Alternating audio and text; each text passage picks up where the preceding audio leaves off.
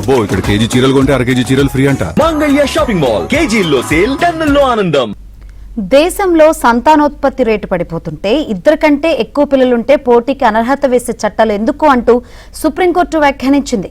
ఇద్దరు పిల్లల నిబంధనపై పాత తీర్పును పునఃసమీక్షిస్తామని తెలిపింది. స్థానిక సంస్థల ఎన్నికల్లో 2 చైల్డ్ పాలసీపై సుప్రీంకోర్టు కీలక ప్రశ్నలు లేవనెత్తింది. దేశంలో జనాభా నియంత్రణ కంటే సంతానోత్పత్తి రేటు వేగంగా క్షీణించడమే ఇప్పుడు ప్రధాన సమస్య అని సుప్రీంకోర్టు వ్యాఖ్యానించింది.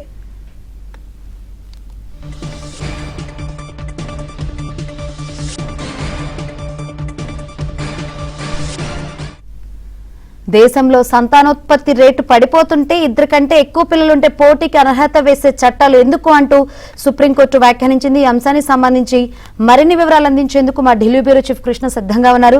కృష్ణ, సంతానోత్పత్తి సంబంధించి ఒక ఇంట్రెస్టింగ్ కామెంట్ చేసినట్టు కనిపిస్తుంది సుప్రీంకోర్టు. ఏంటి దీనికి సంబంధించి ఇన్పుట్స్ ఏంటి?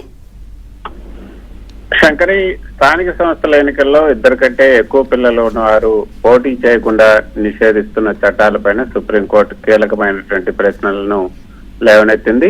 దేశంలో సంతానోత్పత్తి రేటు వేగంగా పడిపోతున్న తరుణంలో ఇద్దరు కంటే ఎక్కువ మంది పిల్లలు ఉన్నారనే కారణంతో అభ్యర్థులను అనర్హులుగా ప్రకటించే చట్టాల సమంజసత్వాన్ని కోర్టు ప్రశ్నించింది.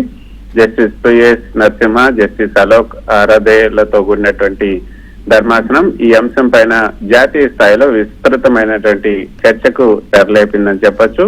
నిజానికి మహారాష్ట్రలోని కకోడా గ్రామ పంచాయతీకి చెందిన మాజీ సర్పంచ్ మంగళ్ భీమరావు అనే మహిళకు 3వ సంతానం కలగడంతో మహారాష్ట్ర విలేజ్ పంచాయతీ యాక్ట్ 1959 ప్రకారం ఆమెను అదనపు కలెక్టర్ అనర్హురాలిగా ప్రకటించారు. అయితే ఈ చట్టం ప్రకారం సెప్టెంబర్ 13, 2000 తర్వాత 3వ సంతానం కలిగితే స్థానిక ఎన్నికల్లో పోటీకి అనర్హత విధిస్తుంది. బాంబే హైకోర్టు ఆమె అనర్హతను సమర్థించింది. అయితే ఆ తీర్పును సవాల్ చేస్తూ ఆమె సుప్రీంకోర్టుని ఆశ్రయించారు. ప్రస్తుతం గత ఏడాది నవంబర్ 4న సుప్రీంకోర్టు ఈ అనర్హత తీర్పు పైన స్టే ఇచ్చింది. తాజాగా ఈ కేసు విచారణ సందర్భంగా ధర్మాసనం దీని వెనుక ఉన్నటువంటి విస్తృతమైనటువంటి పాలసీని కూడా ప్రశ్నించిందని చెప్పొచ్చు. ఎలాగంటే భారతదేశంలో జనాభా నియంత్రణ కంటే సంతానోత్పత్తి రేటు క్రమంగా పడిపోవటం ఇప్పుడు ప్రధాన అంశంగా మారుతుందంటూ జస్టిస్ పిఎస్ నరసింహ ఈ సందర్భంగా వ్యాఖ్యానించారు. అదేవిధంగా ది ఎకనామిక్స్ అనే పత్రికలో వచ్చినటువంటి కథనాలను ప్రస్తావిస్తూ మారుతున్న సామాజిక జనాభా పరిస్థితుల నేపథ్యంలో ఇలాంటి కఠినమైనటువంటి చట్టాలు రాజ్యాంగబద్ధంగా ఎంతవరకు సమంజసమో పునఃసమీక్షించాల్సినటువంటి అవసరం ఉందని కూడా కోర్టు అభిప్రాయపడింది. 2003లో Javed versus state of Haryana కేసులో సుప్రీంకోర్టు ఇదే తరహా ఇద్దరు పిల్లల పరిమితి చట్టాన్ని సమర్థించింది. అయితే నాటి పరిస్థితులకి నేటి వాస్తవాలకి చాలా తేడా ఉంది. ఆ పాత తీర్పును మళ్ళీ సమీక్షించాల్సినటువంటి అవసరం ఉందని ధర్మాసనం మౌఖికంగా పేర్కొంది. అయితే దేశంలోని 7 రాష్ట్రాల్లో స్థానిక ఎన్నికల్లో పోటీకి ఈ 2 చైల్డ్ పాలసీ అమల్లో ఉంది. దీనిపైన సమగ్ర అధ్యయనం కోసం సుప్రీంకోర్టు మహారాష్ట్ర ప్రభుత్వ న్యాయవాది రుక్మిణి బాబ్డేని అమికస్ క్యూరీగా కూడా, అంటే న్యాయస్థానానికి సలహా ఇవ్వటానికి అమికస్ క్యూరీగా ఈ సుప్రీంకోర్టు నియమించింది.